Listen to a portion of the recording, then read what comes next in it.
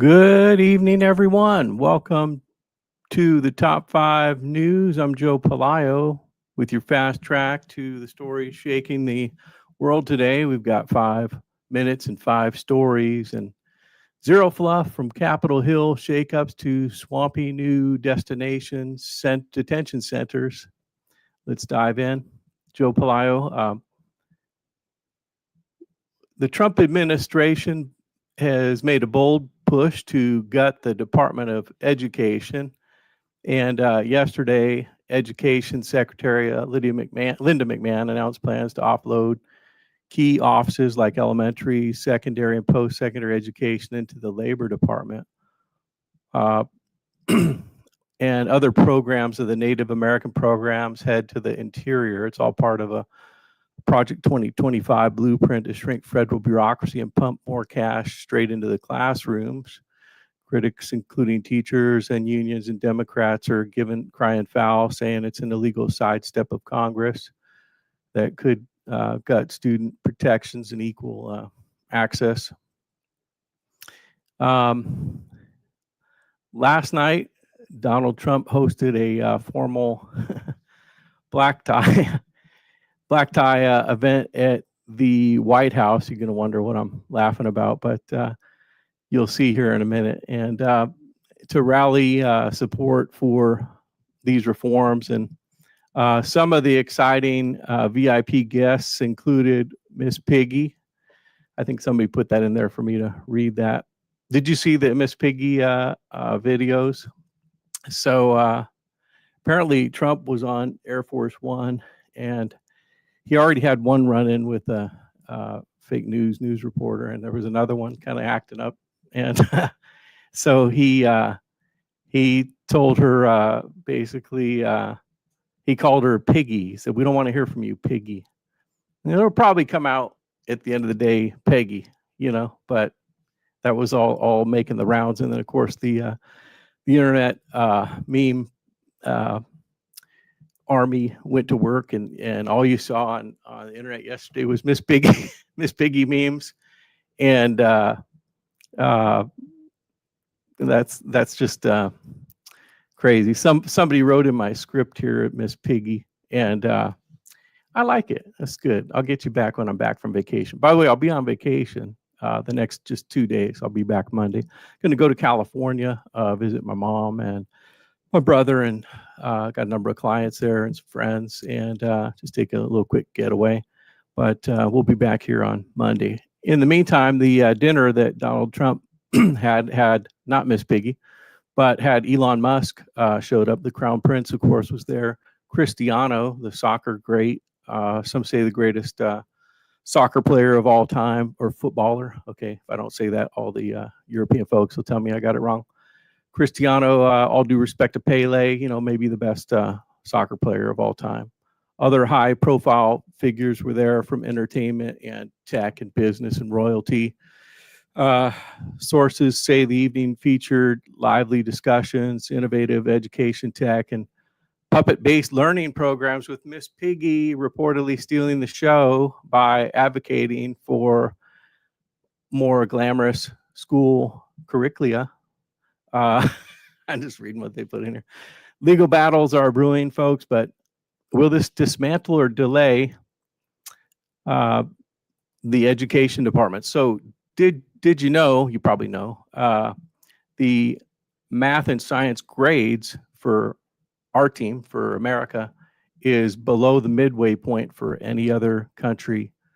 When you rank them on a curve, we're below average in almost every category, but specifically math and science, we're less than the top 50 percentile, and we spend more money than any other country. So a lot of people say, just let the states handle it, and then you have 50 kind of beta tests ongoing, schooling, and you can kind of pick the best practices.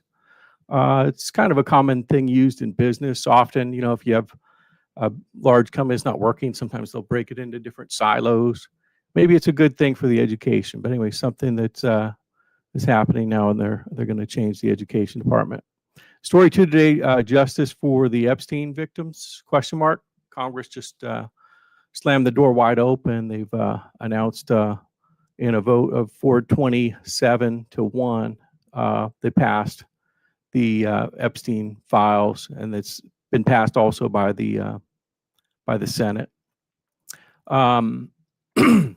So all of the names are going to come out, and all of the stories and everything. There were some Congress people who said they would read the names if they were ever unclassified. So they're going to read them in Congress in a session, right? And maybe that's just hyperbole, but we shall see what happens on that.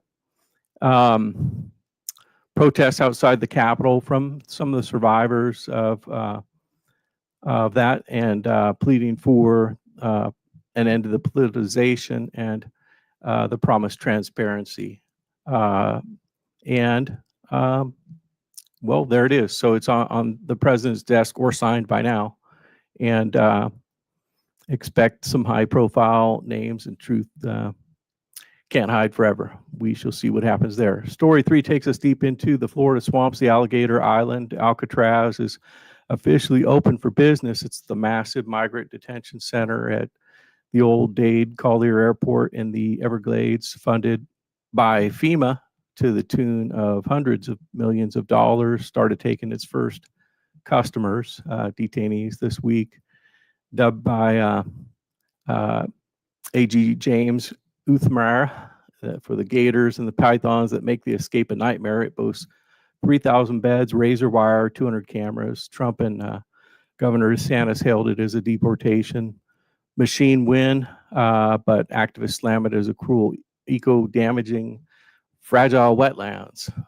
First flights landed overnight. Story number 4 today, rap queen meets world diplomacy. Nicki Minaj stormed the UN yesterday, backing Donald Trump's fiery claims of Christian persecution in Nigeria at a U.S. mission panel combating religious violence. The rapper introduced Ambassador Mike Walls, blasted extremism, and urged global action to shield believers from attacks. She's amplified the Trump's administration and Trump's call for intervention, sharing her post to her millions of fans. But Nigerian officials push back, and they're saying that the violence hits both Muslims and Christians. Yeah.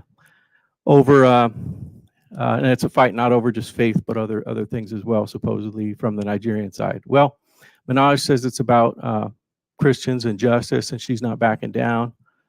Finally, story 5 today, the gym glow up. Is the gym glow up for real? Calisthenics, the old body weight tool, is the old gangster. So some reports are showing push-ups and handstands,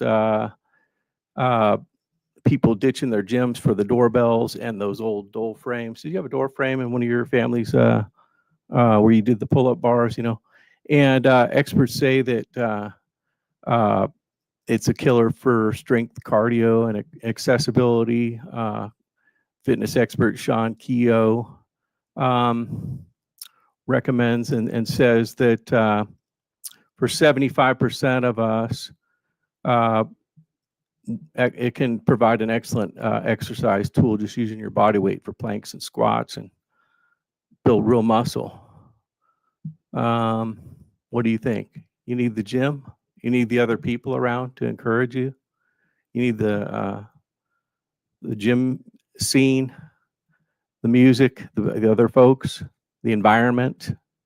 Or can you just do it with your own self-discipline in your house? Well, science says maybe we could do it on our own, but social scientists say, you know, get yourself to the gym. But it did say that your body might just be the best barbell. So try it this weekend. Now for an encouraging word.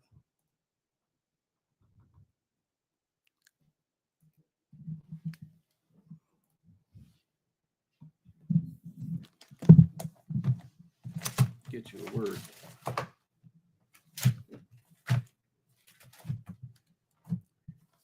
Always something. It's okay. We're on vacation right after this. I know where it was, so we're going to find it.